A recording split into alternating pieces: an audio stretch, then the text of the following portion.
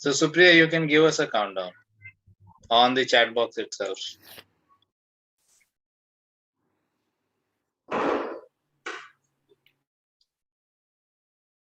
Hi, Neeraj.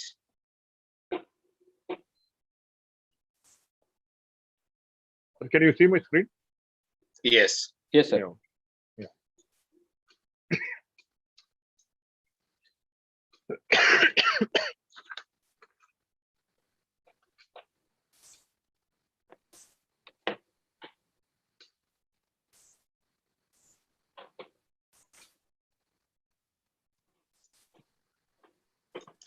Okay, so we are live now, and good evening, everybody, and welcome to OrthoTV for this session on advances in spinal cord injury and rehabilitation from Kaveri Hospital and AMSA Spine and Brain Rehab Center. For further proceedings, I'll hand it over to Dr. Keerthvasan. Over to you, Dr. Keerth. Thank you, Doctor. Good evening, everyone. So today we'll be having a discussion about advances in spinal cord injury rehabilitation. Recent researchers have shown that spinal cord has much more responsibility for executing motor activity rather than just we thought before. So the successful movement can happen even without connection from the brain. So this has opened a lot of gates, especially for rehabilitation and the electrical stimulation of the spinal cord. We'll be having a discussion about this question in our discussion today. So I present our panelist for today evening session. Dr. G. Balamurli is head of spine and neurosurgery at Kaveri Hospital, Chennai. He's also the managing director of AMSA Spine and Brain Rehabilitation Center. He has 15 plus years of surgical training and work experience in UK, USA, and Switzerland, and he has numerous awards, publications, and book chapters to his credit. Next, we have Dr. Karthikeyan, who's a consultant physical medicine and rehabilitation. He has extensive training from Nevans and the CMC Vellore. His areas of specialization are neurorehabilitation, spasticity management, cardiopulmonary rehabilitation, rehabilitation sports injuries, and the gait training with robotic exercise. So he's also a lead education medical officer to Special Olympics Russia.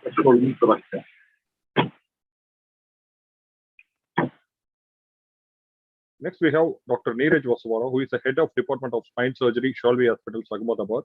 He is also the director of Shalby Institute of Rehabilitation Sciences. He has authored several book chapters, and he has interest in research with the numerous publications to his credit in national and international publications. We have Dr. Gururaj, who is the Community Development Officer, AO Spine International Indian Subcontinent. He's a member Education Committee of ASSI, ex-executive committee member of ASSI. He has done his visiting fellowship in various countries, including USA, Germany, Japan, and Italy. He has more than 20 publications in national and international journals, and he has won many international awards for his research works. I invite Dr. G. Balamurli to give a brief introduction about the topic of today's webinar. Welcome, sir. Hi, good evening, everybody. This is Dr. Balamurli from Chennai. I would like to welcome first our esteemed panelists from Delhi, Dr. Gururaj, Neeraj from Ahmedabad, Dr. Karthikeyan for Chennai, for having made their time to come today.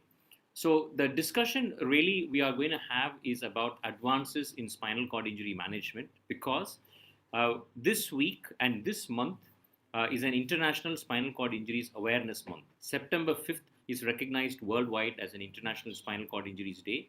And the main purpose of this is to create awareness among the public, but more so among the medical professionals, people who deal with spinal cord injuries, whether it is orthopedic spine surgeons, neurosurgeons, neurologists, rehab physicians. So whoever is dealing with spinal cord injury, it is an initiative to create an awareness, because the problem is global. And India being the number one for road accidents, for falls, and we need to really be in the forefront of creating awareness among our medical professionals.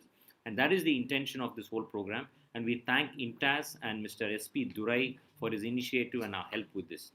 Without any delay, we would like to now continue with our presentations, and Dr. Keerthvasan can take over.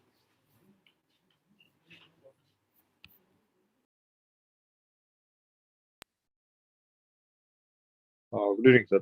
Sir, can you share your presentation, sir? Dr. Karthikeyan.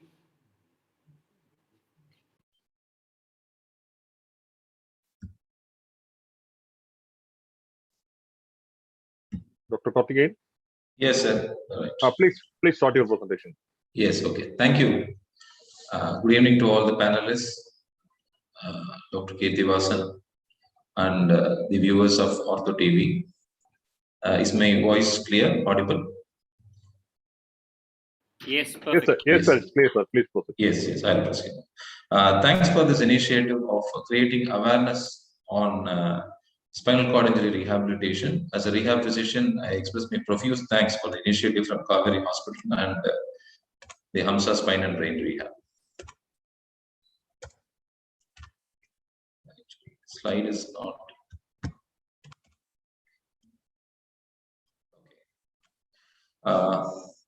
So with the advancement in the diagnostics as well as the high skill sets of spine surgeons, neurosurgeons, orthopedic surgeons, now they are able to save the patient's life.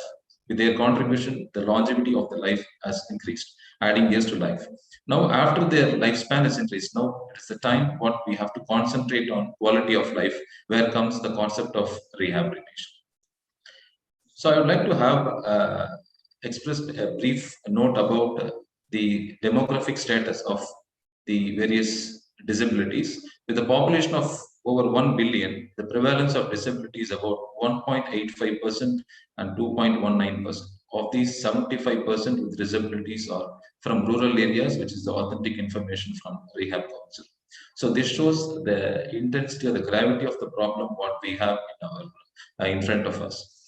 And no data is available on the prevalence of spinal cord injured individuals or its incidence in India, except few institutes like Spinal Cord Injury Spine Center in Delhi. The only very few centers, they are doing a lot of pioneering work in the demographic, collecting the demographic details. But as such, we lack a comprehensive data. This is the when I made a search. This is the data which I got from the Madras Medical College, Chennai.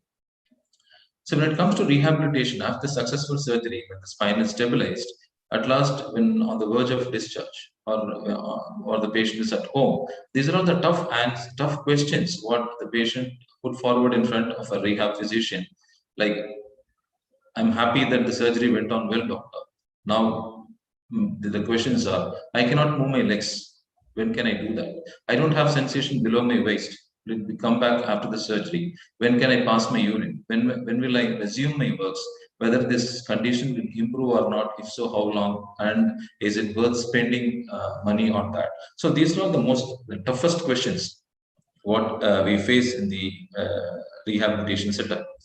So these are all the few sad, bad phases of spinal cord injury which I have come across in my personal experience. So he's never attended any rehab after his injury for 14 years. He had a lot of problems with avascular necrosis of hip, which was unnoticed during the initial evaluation.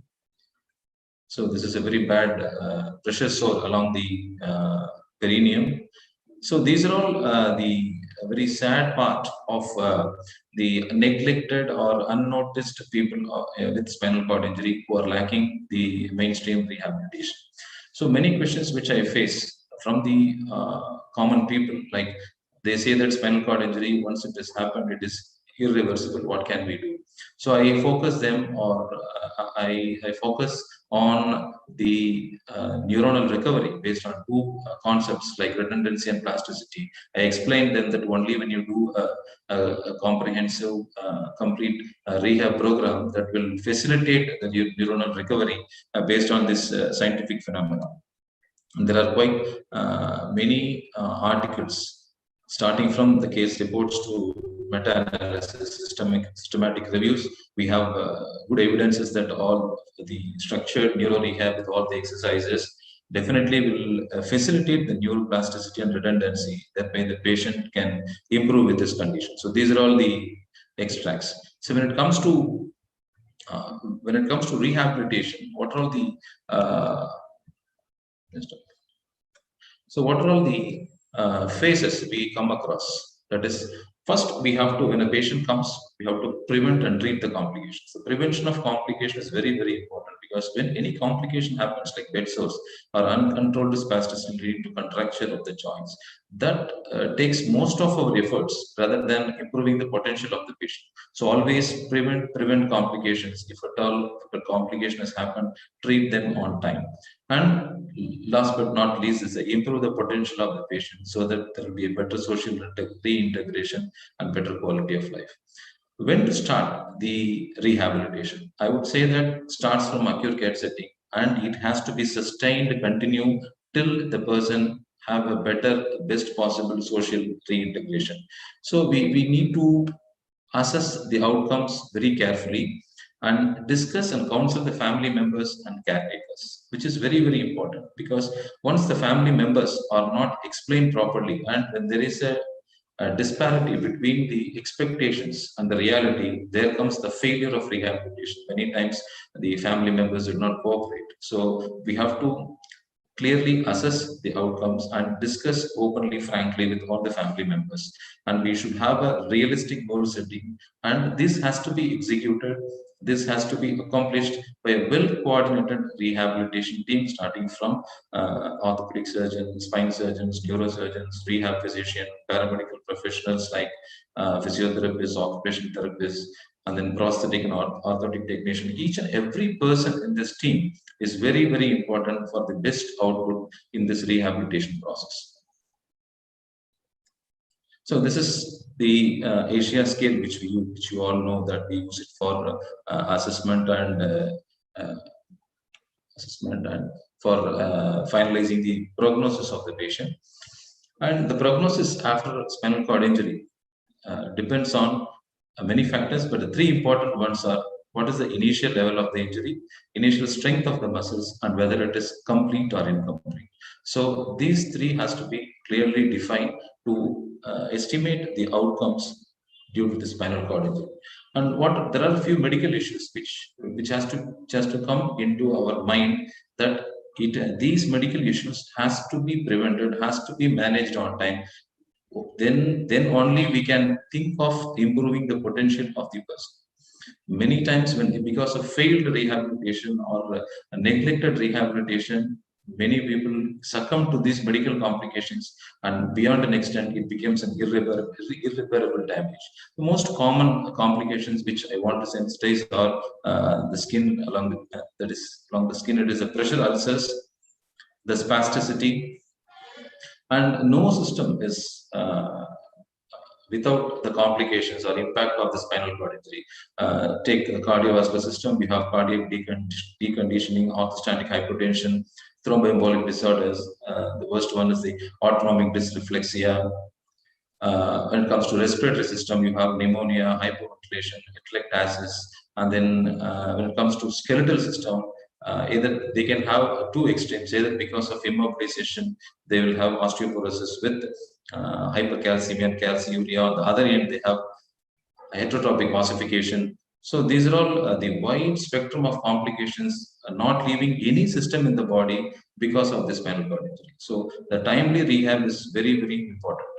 And the thermoregulation is affected, gastrointestinal system, and there'll be hemoconcentration, kidney and urinary bladder, the most common complications, where even the musculoskeletal part will be taken care of. But I would say that 85 to 90% of the people who have not attended the rehab setup will have the complication pertaining to urinary system. Either they will have a contracted bladder, or they will have urinary tract infections, bladder stones. So this complication is more prevalent among the people who have not attended the proper rehabilitation. So post-traumatic syringomyelia. So these are all the complications which we have to avoid in a person with spinal cord injury. So rehabilitation should help the person to achieve his potential in terms of social, emotional, recreational, vocational, and functional recovery. So these are all the multiple domains in which we have to concentrate and make the person a complete person. And again, the status, rehab starts from the acute care setting as soon as possible after the injury. Once the patient is stabilized, and it should go till the social reintegration. The protocol and outcomes depends on the level of injury. The functional outcomes has to be assessed. Goal setting has to be realistic, and always rehabilitation is a team effort. The take-home message is rehabilitation is a team effort with medical and paramedical professionals, should be focused on preventing, managing complications, and improving the potential. Rehab should start from acute setting, continue till social integration. I would suggest to maintain a registry of spinal cord injured all over the country, and to create awareness on safe transportation of persons suspected to have a spinal cord injury. Why I emphasize this many times, when a person meet with an accident, it might have caused undisplayed spine fracture, but only the transportation, when they pack him in the auto or a car, when they flex the spine, that caused really the spinal cord injury. So always we should create an awareness. It is better to create an awareness on safe transportation of patients who are suspected to have spinal injury. Thanks for your kind attention. Thank you.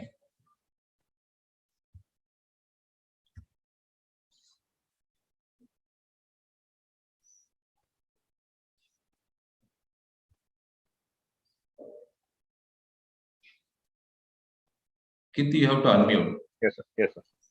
So, shall we start our panel discussion, sir? No, Keerthvasan. So Yes, I have a presentation. Okay. Yeah. Yes, sir. Please share your screen, sir. Yes. So thank you, Dr. Karthikeyan, for giving us a very detailed information about what exactly are the difficulties in rehabilitation and why rehabilitation is so important. Now, the next part of this webinar is going to be, I'm going to talk about some of the advances in neuro rehabilitation, which may be present in India, and some of them are not yet in India or even in some parts of Asia. But it is for us for understanding the importance of what are the things that can come in the future and why rehabilitation is so important. Followed by this, we will have a panel discussion where we have Dr. Neeraj Vasavada and Dr. Gururaj, who will be discussing about various controversies and various issues related to rehabilitation. So I'm just going to keep my presentation brief because I cannot talk about all the advances which are there in neuro rehabilitation because there is so much that is available. So the most important thing in rehabilitation is about teamwork, as Dr. Karthikeyan had mentioned. It is a teamwork. Here you can see a patient. We have a peer counselor. We have an occupational therapist, a physiotherapist. The infrastructure is very important. And also, the major problem in India is in terms of acute care is when spinal cord injury. There are hundreds of doctors in Chennai city who would operate on your spine. There's probably a handful of people like Dr. Karthikeyan who are there to guide us for rehabilitation. So there's a big disparity between acute care and chronic care. And why is neurorehabilitation so important? We have seen all those things. It is to prevent the aftermaths of the initial injury, to prevent neural damage. In a complete or incomplete, there are various problems. Long life, it's a long-term disability where the patient and the family have to live with. And they have to live with it to avoid their complications as well. So it's very unique. We have patients with low conscious level, associated head injuries can be there, patient can be on a tracheostomy, speech and swallowing problems can be there, nutrition is a problem, bed sores, contractures, poor balance, motivational depression and anxiety, and so many functional problems are there.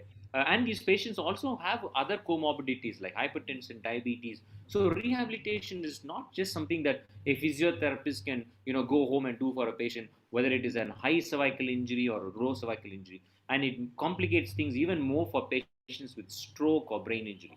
So it's a whole team of people which are required paramedically, and a whole team of doctors as well required: neurologists, neurosurgeon, urologist, plastic surgeon.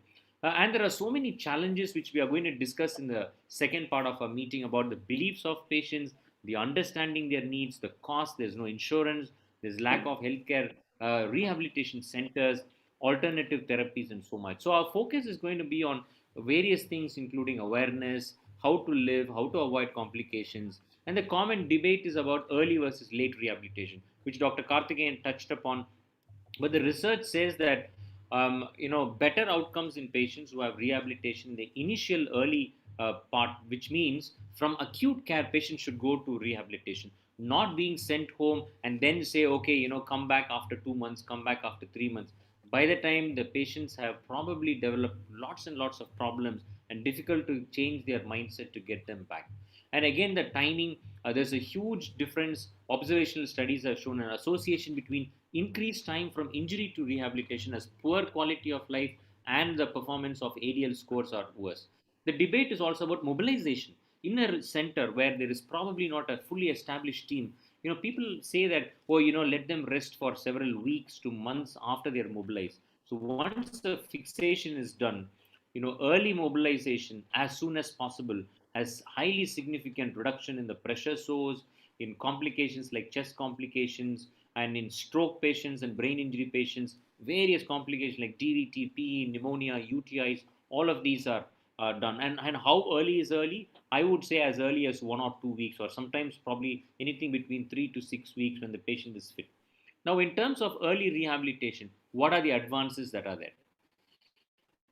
If you take about bed sore management, so bed sores is one of the commonest problems faced by patients with spinal cord injury, and we all know that we need to turn the patient every 4 hours. But there are lots of advances in technology that have come. How you can design your bed, how you can design your cushion. We actually make patients sit down on very specialized mattresses. I've seen an excellent system in ISIC in Delhi, where they use a pressure mapping system where they map where the patient's pressure is maximum, and accordingly, based on all the computer generated information, you can design very specific mattresses, you can design specific cushions which will take off that pressure. So this is very important. The next is in terms of early rehabilitation in tracheostomy care. So tracheostomy care is so important because one of the things is early toileting to avoid complications. So we have silver coated endotracheal tubes. We have various other different types of tubes which are used. Pain management is a huge problem. You can either use baclofen pumps, you can use electrical stimulations, and these are to reduce the pain. You have epidural catheters which have also been used now, which we will talk about during the course of our discussions later. So intraspinal pumps have helped with spasticity problems, and also for pain. Pain medication can be given, which is not licensed in India, but baclofen is widely used for patients with spasticity. So this is a very simple procedure where you have a pump that's placed under the skin. Irrigation systems for bowel management. Again, this helps with bowel management and bladder management, which is very, very important. And for the bladder, we have the SARS, the sacral anterior root stimulation, which is again an advancement and has been performed very well with good success in patients with urinary tract management. So in terms of technology, so advances means, indirectly it is, what technological advances have come, and what has the technology that has helped us. So virtual reality has now become a big thing in terms of both brain as well as spinal rehabilitation, in terms of attaining truncal balance, sitting position, posture, hand-eye coordination in patients with upper cervical injury. There are so many devices which have come up where virtual reality has become an important function. And also these have been replaced with spinal cord, central patterns and various things have been studied in animal models where we have, functional electrical stimulations. So these are very focal. They are used widely, or they have used very focal groups of muscles where we are able to do, specific stimulation, which provides a control of muscles to assist function by an electrical stimulation by placing these catheters in the skin. So there's also something called as the freehand system, where you have the same FES hand grip system, which has been tried in patients with lower cervical injuries like C5, C6, C7, where you mainly are focusing on hand function. And some of these systems available in India as well. ISIC has one of these systems where you can use functional electrical stimulation combined with other restorative therapies and other robotic systems. So robot aided neuro rehabilitation is again popular. Patients sometimes don't understand what a robot does. They come to you and say, do you have robotic rehabilitation in your center? It really does not make a huge difference. But yes, on fine motor functions and fine other functions, robotic functions are there. And there are so many devices for the hand, for the leg, for focusing, for stimulation. So there are plenty of them available in the market. Now, I'm sure you've all heard about the brain-machine interface, which is something which is some look forward in the future, where you bypass the entire spinal cord and you go to the end organ. So, for example, you have an electrode placed in your brain, which is able to control through wires directly onto the hand. So, for example, if you want to lift an object, then your brain thinks and your hand lifts. So, these are again being tried. There are various mechanisms. We will not go into the details of how it works, but these are again being tried. In the US, there are multiple centers which are doing research on this. It's very expensive, but I think there is something to look forward to in the future. Exoskeletals are available in India as well. In Chennai, we have a company who does these, and we've tried it on a few patients. But mostly, this is device from the military, from the US military, which I've used. There are so many exoskeletal systems which are available. It's like a harness that the patient can wear, and they need a lot of training. So robotic gait assisted training again is available for gait. And there are so many adaptability devices which have come up, which have improved the quality of life of patients with spinal cord injury, like powered wheelchairs, standing wheelchair, wheelchairs that are activated by mouth control, by air control, by eye movements. So in patients who are quadriplegic, C3, C4, C5 who survive, they need so many of these assisted devices because they cannot use their hand. And also various adaptabilities at home for staircase climbing, accessing the few steps. Drive cars can that be adapted for hand control systems, and so on and so forth. There are so many that have come up over the years, and it's only going to grow. So the environmental control is so important, because they cannot use keyboards or joysticks, and they may need to use so many things in order to use, and these are all done by assistive technology specialists, and there are very few of them. And voice recognition systems, adaptability for the switches, adaptabilities of the type of key and the pressures. For example, these are quadriplegics who cannot use hand, so they need to use pressure systems where they can use a head switch or the cheek switch, and they can also do puff and sip, so they can blow air, and so many devices that have been coming up. So with all of these technologies, we can prevent so many complications like spasticity. We can also do various surgeries where tendon transfers, and you can do reconstruction in order to try and use the best function that's available. Even in these patients where they cannot use their hand, you can do multiple surgeries to improve some of their hand function. So, with all this, life after trauma is not anymore that you're confined to four walls.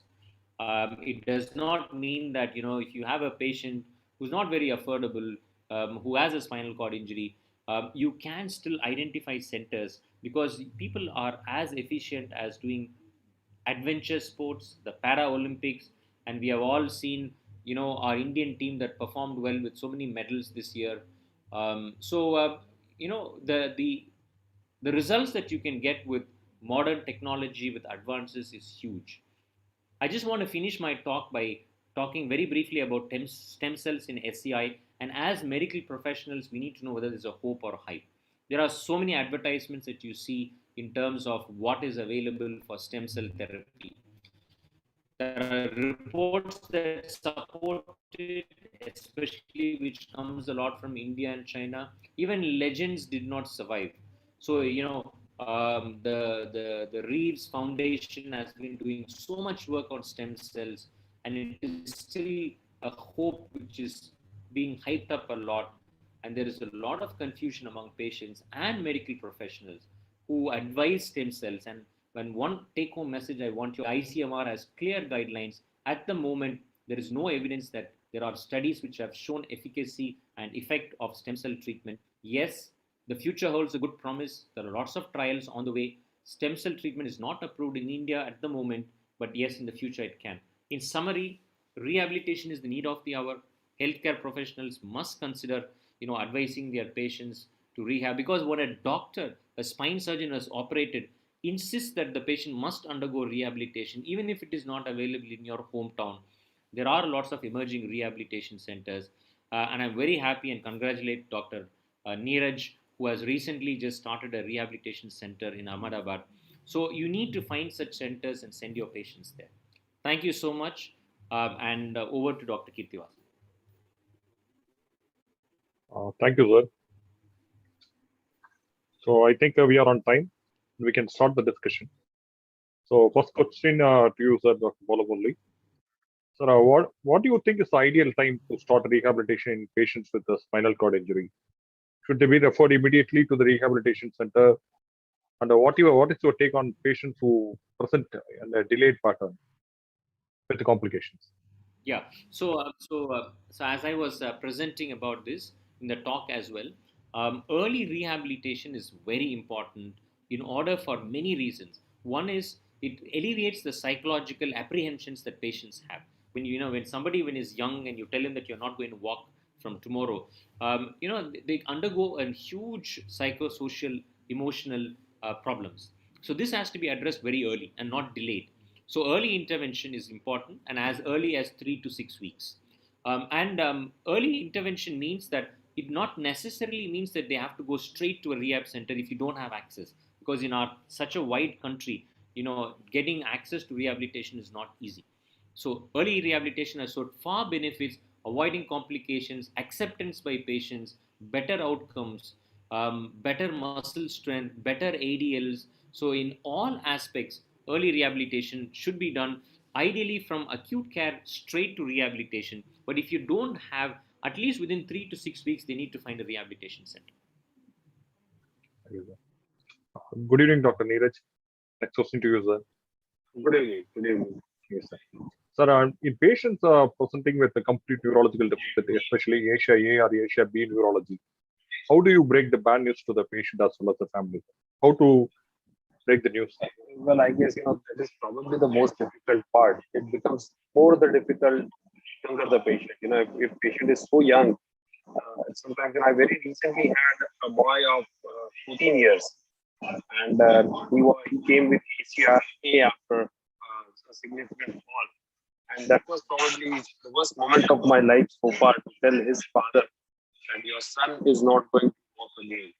So probably yes, it is a very difficult thing. It is psychologically also too traumatic, not only for relatives but also for the explaining physician.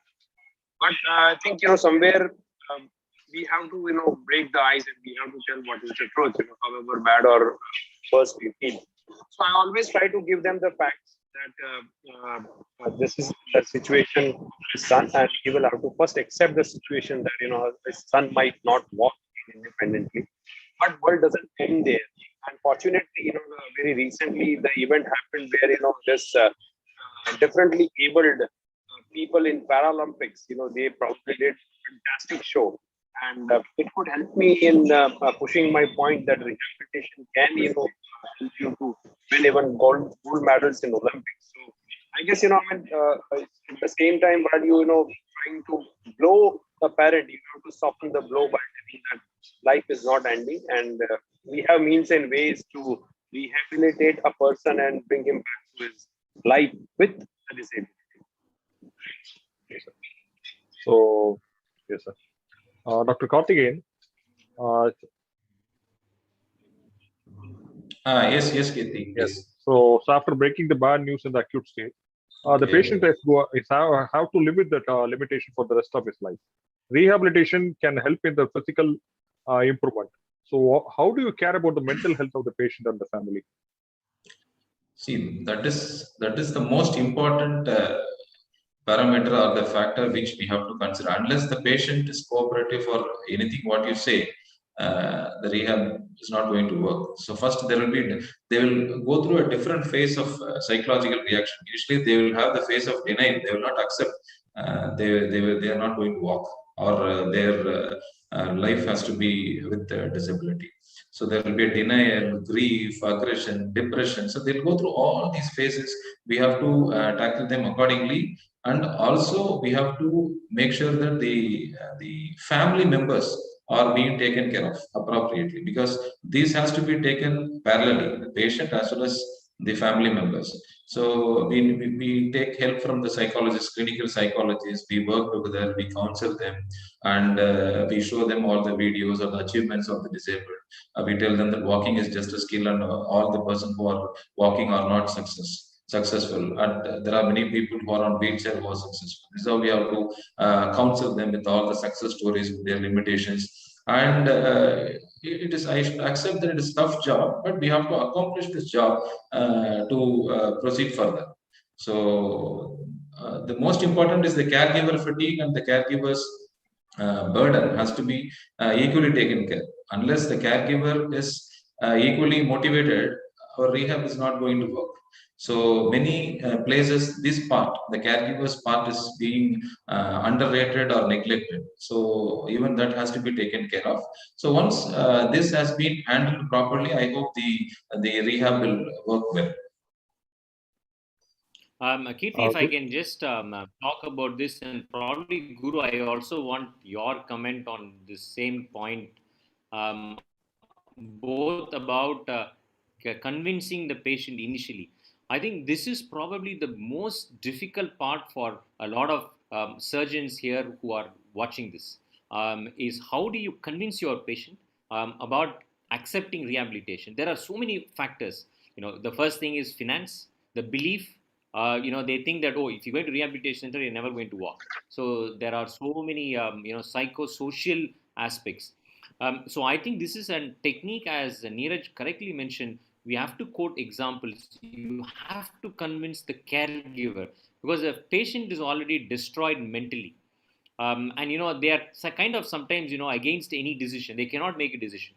But it is a caregiver who actually adds to that, who actually supports them. So that's what I feel, that as Dr. Karthikeyan also mentioned, is we have to focus a lot on caregivers. Guru, you are in a center, you see this day in and day out. So do you have any protocol or any system how you approach this? Yes. So breaking bad news is a science in itself, and you need to be prepared for it, and you need to be trained for it. Everybody and everyone cannot do this job. If everybody tries to do this, it will end up in a disaster. Because if you break the bad news to the patient and to the very, very close relatives on the first day of admission, so actually it makes the patient depressed, and he will not cooperate with your treatment. So what you tell them is, you tell them in a very, very subtle way. Like this is a medico-legal problem. Actually, Asia A comes to you, they ask you whether he is going to walk or not. So if you say no, he will walk, that's also wrong. If you say he will not walk, then they get depressed. So you need to actually break in such a way that what we tend to do is, we say this is what is the step-by-step approach in this patient. We will do these things step by step, and when it comes to discussing the neurological recovery part, we will discuss at that time. If you insist, we can discuss with you in a separate room or with our psychosocial counselor. But then otherwise, we will take it step by step. Right now, what you need to do is maybe fixation of the spine. Once we do it, then we'll discuss a further step. And then when we start rehabilitation, so it is not the only surgeon who discusses all this with the patient and patient relatives. There's definitely we involve psychosocial counselor. First, you assess the patient and patient caregivers. What is their receptive level? What is their mental level? Where are they to accept the bad news? So then accordingly, you mold your news and tell them. So definitely it's not going to be easy. Sometimes we succeed, sometimes we do fail in spite of all our efforts. Then you will have to again reinforce the same things. And for us, it becomes really easy sometimes because we have so many patients and we show them some patients, or we have Major SPS Olia with us, Chairman Sir. When we quote him, a lot of people try to understand the person who is on wheelchair since last 50 years, who has achieved so much.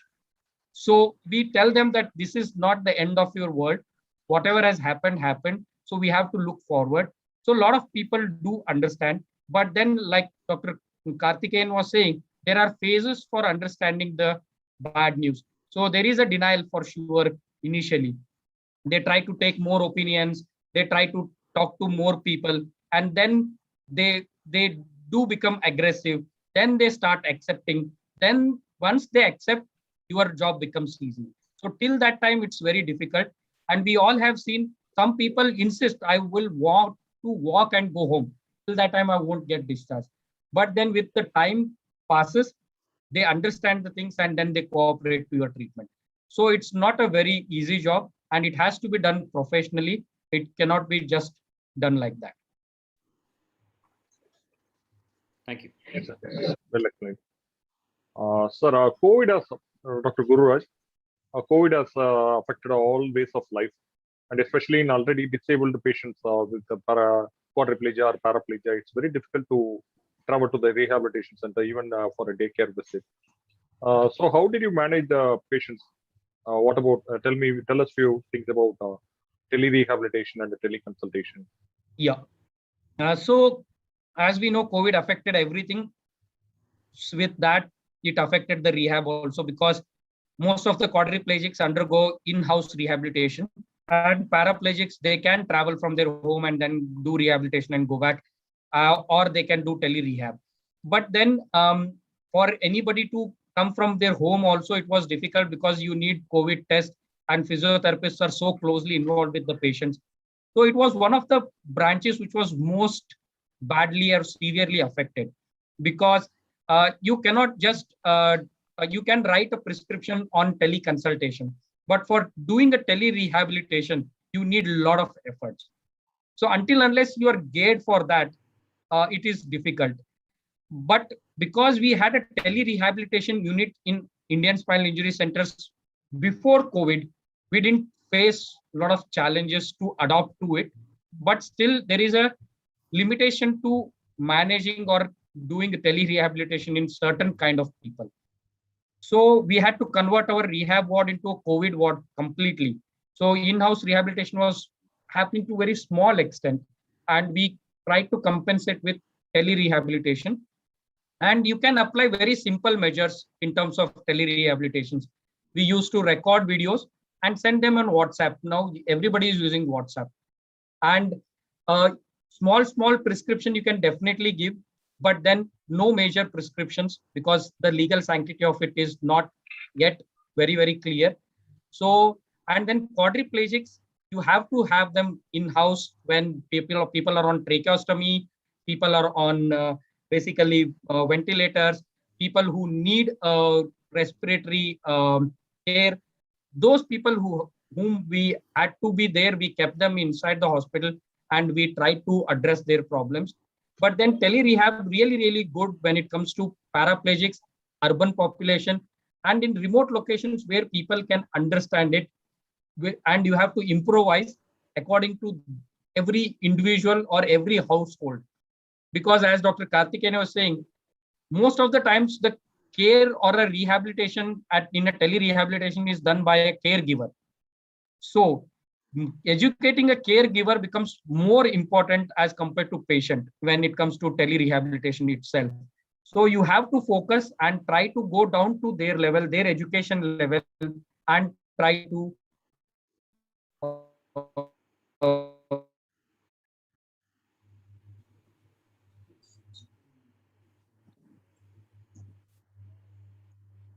Okay, Keerthi, you can go to the next question. Yes.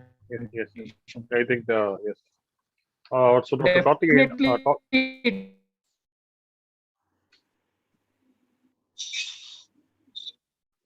Okay. hello, Dr. Gururaj. I think Did you lose me in between? Yeah, yes, sir. There is some connectivity issue. Okay. Yeah. Okay. Yes, Yeah, Dr. Neeraj. Gururaj, please proceed. No. Okay, so sorry. Where did I actually lose? I didn't come to know. No. I think it's just the last few seconds we missed, but we'll move on to the next question.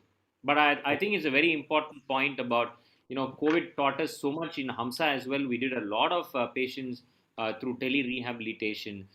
In fact, it has now become a norm that patients who have been discharged from us, we regularly follow them up. speech therapy sessions, psychological sessions, some basic physiotherapy sessions. We start doing them all through rehab. Keerthi, you can proceed to the next question. Yes, yes. So, talking about tele-rehabilitation, Dr. Karthikeyan. Yes, sir. Dr. Karthikeyan, please unmute you. Yes, please. Yes. So, can you give us some insight about virtual reality rehabilitation? Virtual reality rehabilitation, the one advantage is it can be incorporated easily in tele-rehabilitation. The virtual reality rehabilitation is when you ask a person to just move his hand, move his leg, he will not be interested. Just he'll do it for a few minutes and he'll go away. But when you make it as a task-oriented or a functional training, whereby with the digital technology, we are simulating a task or an environment, real environment, then their compliance will be very good. So it is digitally made a simulation or an environment where the training is more of functional in nature. The advantage is either it can be in-house or it can be on a tele-rehabilitation where the patient may be sitting somewhere or a physician can do it from here. He can monitor his the range of movements, his muscle strength, amplitude, and everything can be monitored. So the virtual rehabilitation has a very good role in all the age groups of rehabilitation, starting from pediatric to adults, and different domains like stroke rehabilitation, stroke, traumatic brain injury, spinal cord injury. So VRS definitely has a definitive role. It's very good. It is like just a version of gamification of the exercises, where the patient will have some rewarding mechanism with the audio visual feedback. So all these things will increase the compliance of the patients. So this is the virtual reality where the technology plays a very good role in the rehabilitation. Dr. Neeraj? Yes. Yes, sir. Congratulations again for the successful inauguration of the rehabilitation center. Thank you. Yes, sir. The question is about the same thing. So, what are your initial thoughts about starting the rehabilitation, and what made you to start the rehabilitation center? Well, I guess I'll go back almost around say 10, 11 years of my career. I had one spinal injury patient way back then. Very affluent class patient came to me. Patient was paraplegic, ACIA again, and the patient came to me and wanted to know. He had read somewhere that this Reeves Foundation is having rehabilitation and all that stuff. So he wanted me to suggest some rehab. And when I started searching, I really could not find any. There was one small unit hospital in Kutch, which was probably managing some of the rehabilitative work post-earthquake. And it has probably come into this thing, but he found it very basic. And I had referred that patient to Indian Spinal Injury Center. At that time, first time he was a very close person to me. And I visited along with him to meet Dr. Chhabra, I met Dr. Major Ahluwalia. And at that time, I realized that it was such a wonderful work they were doing and the dire need of such rehab center in our part of city, probably I would say every city. And then, at that time, probably, the society, the hospitals were not ready. And actually, I had no more resources to pull into. So I thought, no, maybe I cannot do it. Then I saw Dr. Bala inaugurating with his Kamsar. And that gave me, or you can say, a renewed kick in me that it was something which I was missing and I wanted to do. And I connected with him and we asked him that, can I make a tour to your unit? And he graciously allowed me to go into the deep of how he developed, what are the functional things, what are the resources required. And at that point of time, I realized that, yes, it can be done, although at a smaller scale, but, we still can do it. And I came back and I spoke with our hospital's management, and they were also quite keen that, they also wanted to have something for this kind of patients. And so, we thought to have an integrated approach. We did not only started focusing on rehabilitation, but we integrated wellness also into this center. And that is how it started. And fortunately, when we just inaugurated on the day of World Spinal Injury Day. So, and you see, people say that sometimes good things come automatically. So we never planned that we will be able to inaugurate it on this Spinal Injury Day, 5th September. Our initial plan was to inaugurate it on 12th August. 15th August. That was an Independence Day, and our team was independent from disability. but somehow, because of some or other thing, we could not do it. Automatically it fall on spinal injury day. So this is how it's all started. So I think, two-person, one that patient, Dr. Chabra, Dr. Major Aluwalia and Bala, they are instrumental for this rehabilitation center, which we have just started. Hopefully we'll take their advice, their guidance to go further. So Guru, you still have to advise me how to go ahead. I'm already eating head of Bala daily. So Bala is always there. Definitely. We are there. We are also learning. It's something that even I didn't expect when I came back to India, after a long stay in UK. I'm not a rehab physician. I never thought that I would, even set up a rehabilitation center, though I have worked abroad in rehab centers. But it is a need of the hour, and surgeons like us should initiate. I'm sure there are a lot of surgeons here who are watching this program, and each one of you can take initiatives in your own hospitals, in your own town, in your own towns, because one ISIC or one Hamsa or the Shelby Center or CMC Vellore cannot solve the problem of our country. Every town, every headquarters, every city needs this. Kirti to you. So, Dr. Neeraj, in the current scenario in our country, what do you think is lacking, sir? Is it the number of rehab centers across the country, or is it the lack of awareness among the treating surgeons to refer the patients to the rehabilitation center after the acute care? I think there are two aspects which are you can say missing. One is probably lesser focus on rehabilitation on medical part as well. And as you know that our major medical infrastructure or medical care is a private medical care. So, and as Dr. Bala and Dr. very rightly said that this involves a lot of financial cost as well. A earning member of a family gets paraplegic. There is nobody to earn bread for them. We don't have too many government setup where they can get a free rehabilitation center. They have to, if they plan to go to a private setup, cost is an issue. One thing, the source of income is closed, and now they have to sell out some of the money.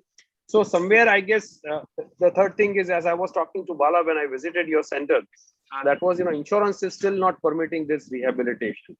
They may start, they may not, we are not sure. So it's very difficult for them to, go on and on with this rehabilitation when and just keep on spending money. So I guess the lack of awareness amongst patients, lack of probably knowledge about the benefit of rehabilitation, and lack of interest from medical fraternity. All these three things are probably contributing that we don't have a world-class rehabilitation in every nooks and corners of this country. Can I add? Yeah, please, Guru. Sure.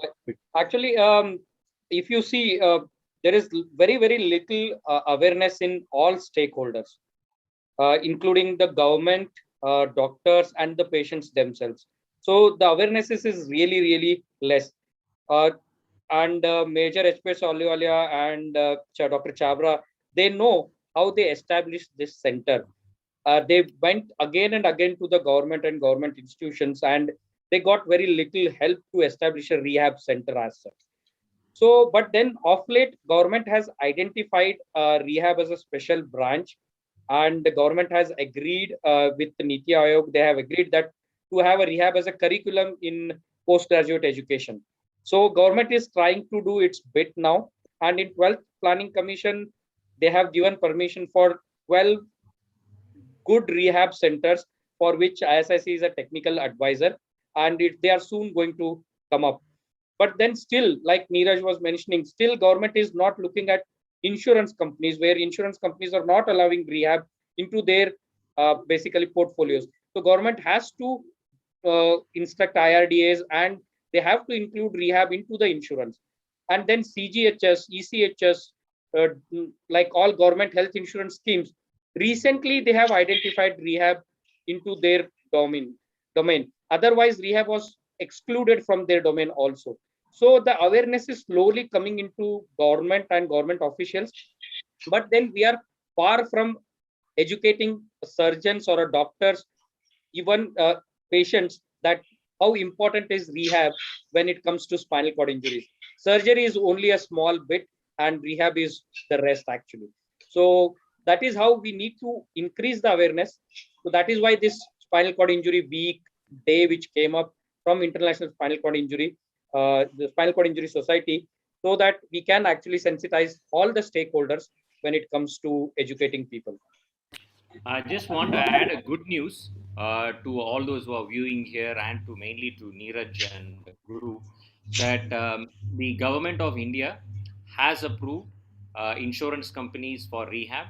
The financial authorities have sanctioned it, and Star Health is going to come up very soon, because I've been working with them for the last 1 year, and it is all done, and we've even created a package for what rehabilitation should be. Please approach your closest RL. I'm not marketing for them, but I'm just giving you this information because this is just news from about 2 weeks ago, and we've already got that approved at Hamsa. So at any point now, anybody who's currently having a Star Health insurance is eligible to apply for insurance. So that's something good. Once one company starts, all the other companies are going to follow. So it may take a few months for this to become into action, and they will officially announce this, but they've already started to empanel hospitals. Yeah, Dr. Neeraj, you want to add anything, sir? Yeah, actually, I just wanted to add that, this lack of awareness of facilities not only restricted to spinal injury.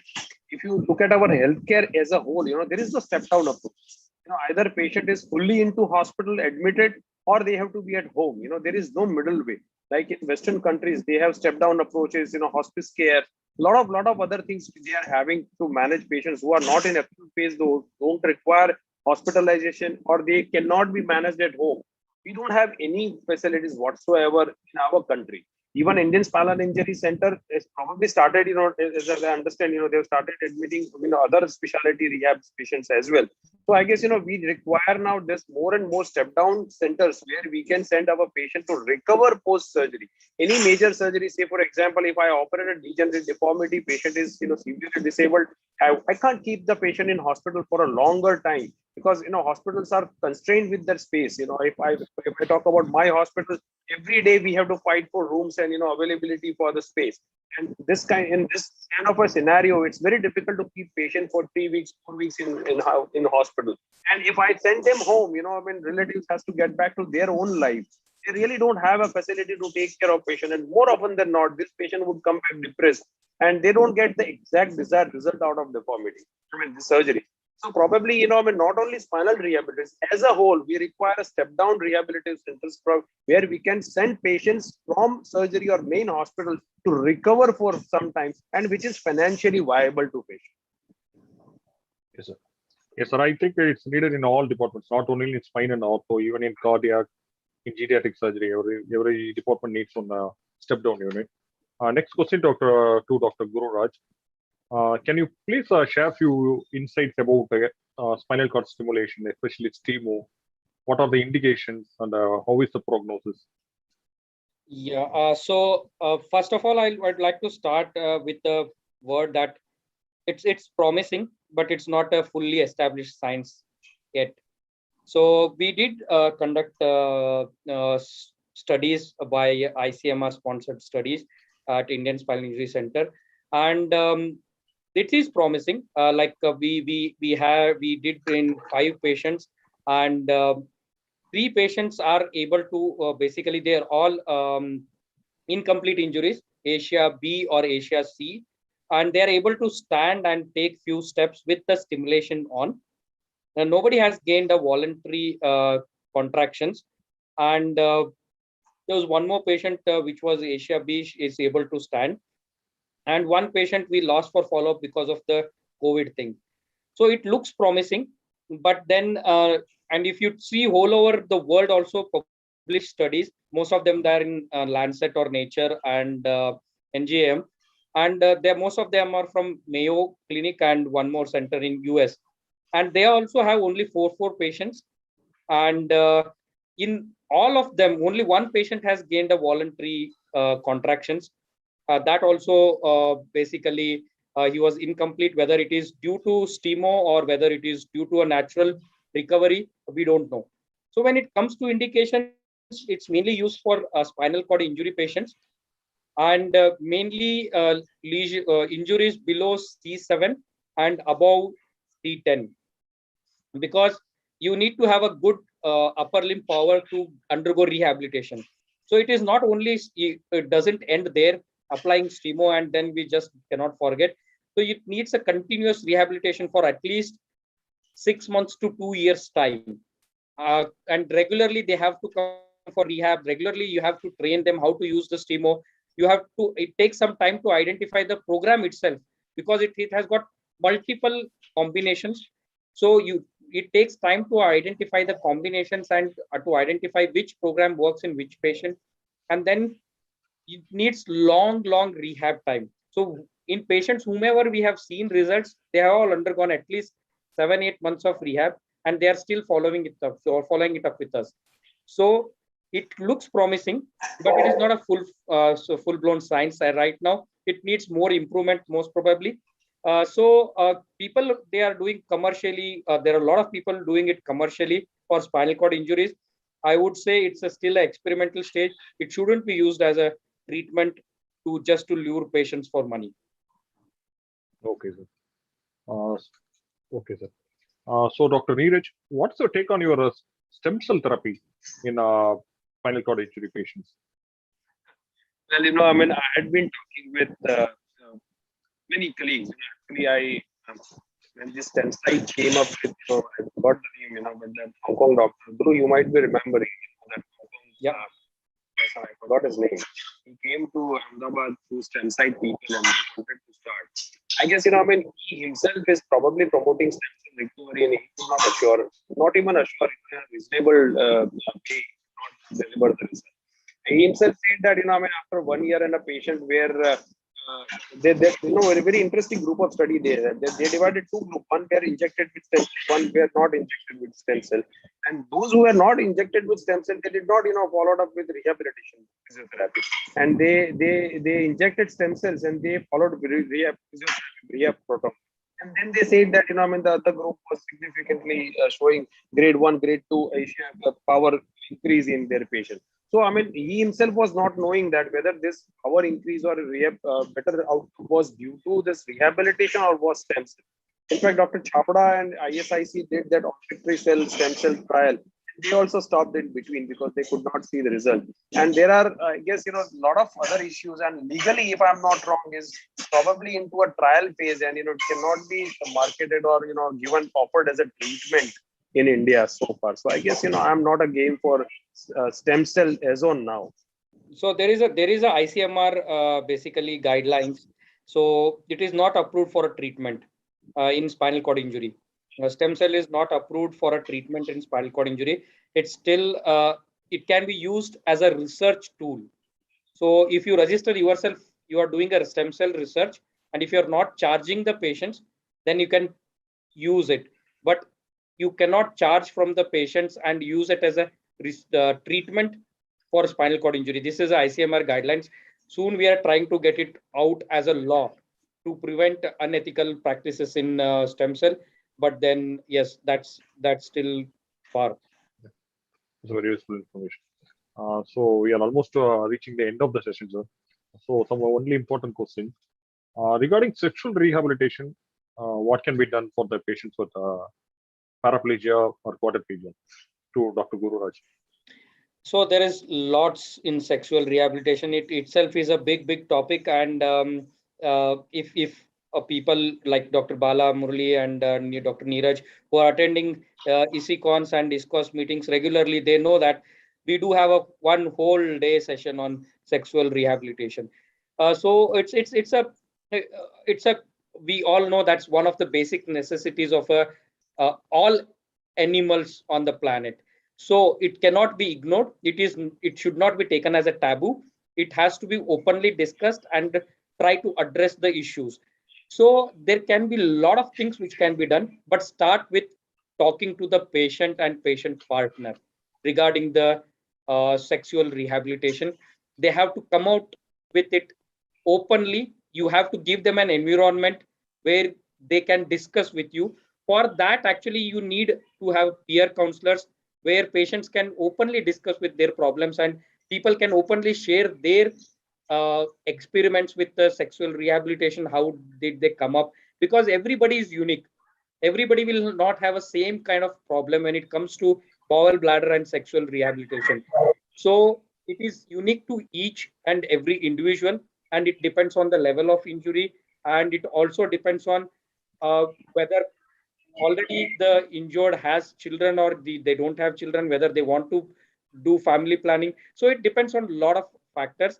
So you can do a lot of things. uh, First thing is to create an awareness that it's not a taboo. You need to discuss it openly and give an environment for them to discuss with you. After that, you have a lot of techniques where you can help male and female in a different ways. But one thing is, spinal cord injury doesn't prevent pregnancy. It doesn't have any effect on pregnancy and carrying pregnancy and delivery. So we have to be very, very uh, uh, careful when we talk about these with the patients, with especially with the female. And then we have come up with a study that we have published also. So what factors really do matter? So it's mainly the awareness. After that, it's about environment, and then you have multiple ways to help them. Like you have uh, medicines, you have electrical stimulators, you have lubricators, you have n number of things which actually you can use and rehabilitate them. But then one thing we have to understand, that it shouldn't be neglected, because that is the one thing which is always there in the mind of both male and female spinal cord injured. If you address it, their mental health will be much better and they will do better in their life. So I think it's one of the most important things when it comes to spinal cord injury or any rehabilitation. I think Dr. Karthikeyan also can throw some light on it. Yes, sir. What you said is absolutely right. So many times the conflict between the husband and wife comes because of this sexual issues. The husband will express his incapability as a sense of suspicion. So I have seen many families got destroyed because of the core issue will be the sexual problems. So most of the time we don't in a general in the general ward we don't give much importance to that. So that is why what during my PG days, what I advise is the care, the personal care or the bath should be given by the wife, and I give them a private area for some time. So at least they can express their desires. So this is how it's very, very important. And I have seen the quality of life and the family system. The family got destroyed because of the issues around. The core would be the sexual things. So as it was rightly said by Dr. Gururaj, it has to be given due importance as a part of core issues in the rehabilitation. And we should not hesitate to we ourselves raise the issue. We shouldn't wait till the patient raises issue. It will be too late. You should raise the issue and try to address it upfront. So in all the forums also, you ask this question very rightly. So people also hesitate to ask in open forums like this. So it shouldn't be done. It is not a taboo. So it shouldn't be a taboo. So we should upfront bring it up with the patient and patient partner. So, and it has to be a mechanism in your institute how to address this, because it's a cultural thing again. So it can be very easy to address this in a Western population, but in Indian population, it's a cultural thing. So as a cultural thing, each and every region, it will be different. So take it according to your institution and try to address it. Like Dr. Karthikeyan said, you need to give them some personal space for general ward patients. So they have to discuss when they are in the hospital, and they have to see what difficulties they are experiencing. They have to discuss it. So it has to be a part of your in-house rehabilitation, and you have to have a separate space for that. Yes, sir. Thank you. Thank you. Yes, sir. So we have to take that extra responsibility to initiate that counseling process. Yes. Yes, sir. So next question to Dr. Bala. So how close are we in utilizing exoskeleton in quadriplegic or paraplegic patients in India? Dr. Balamurli? Sorry, you are on mute. Sir, please unmute yourself. Sorry, yes, yeah. So the exoskeletal system is the first time actually I saw it in India. Unfortunately, I've not seen one in the UK. So in Chennai, there is a company wanted a patient to try, and when we started Hamsa, we involved them to come and try on a patient. And Dr. Karthikeyan has also some experience from Balaji Medical College where they have tried.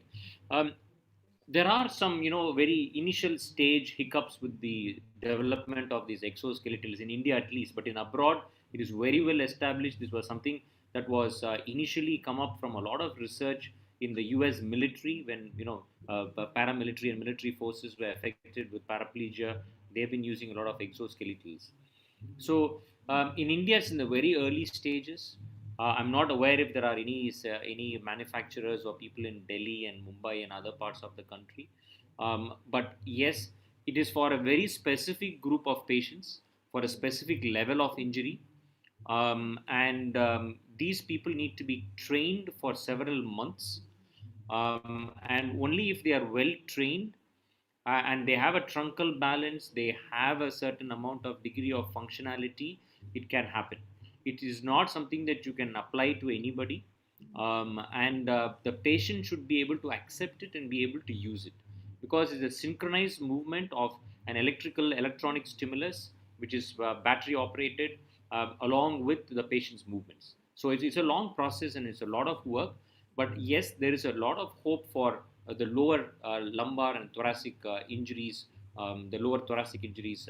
This can be done. It's a very infant stage in India from what I see, but it can be done. So it's not only exoskeletons, not only for basically mobilizing the patients. It can be used during the rehabilitation process to give some basically give a balance to improve the patient's balance, to make patients stand, and it can be used as an in-house rehabilitation therapy. So exoskeletons can be used for that purpose also. And then if at all, if patients accept, then it can be carried forward. But then at least I think all the institutes who are seriously looking at rehabilitation, I think they can have an exoskeleton which can be used for rehabilitation process. In the rehabilitation center. Okay. Okay, sir. So Dr. Neeraj, having discussed about all these recent advances, the equipment, exoskeletons, everything, what do you think is the more important, sir? Is it the recent advanced techniques or the rehabilitation personnel?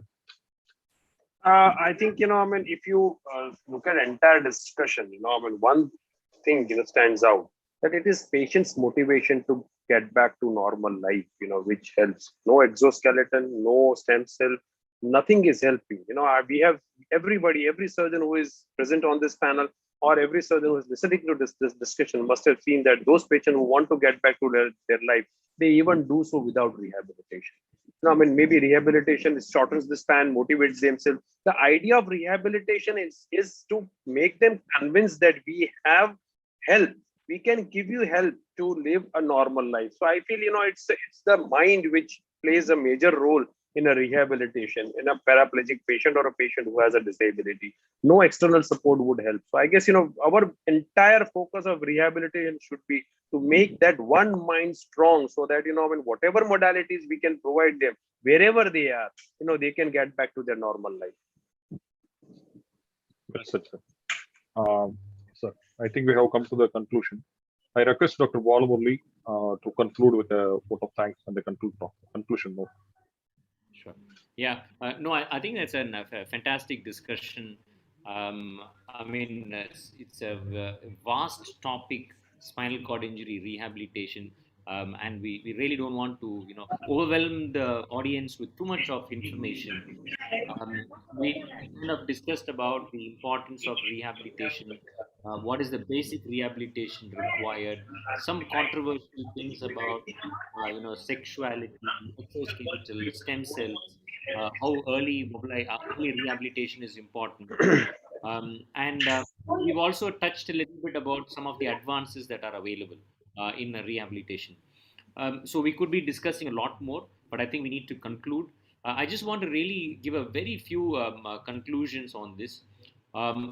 I think it is a duty and responsibility of all surgeons who operate on patients with spinal cord injury to make sure that their patients get some form of rehabilitation. What is available in your town, where you can send them to, and what you can benefit, because you are the ones who can really make the difference to that patient. Because rehabilitation is the only option, only way that they can have a productive, a good life. We all know that in an Asia A patient, just by fixing the spine, he is not going to become, not everybody is going to improve. Majority of them are not going to improve. So rehabilitation is the only thing that will really, transform them to be an inclusive person in the society. And that this is something that as surgeons we should give back to society by just convincing them and making sure they do it. And the importance is advances are there.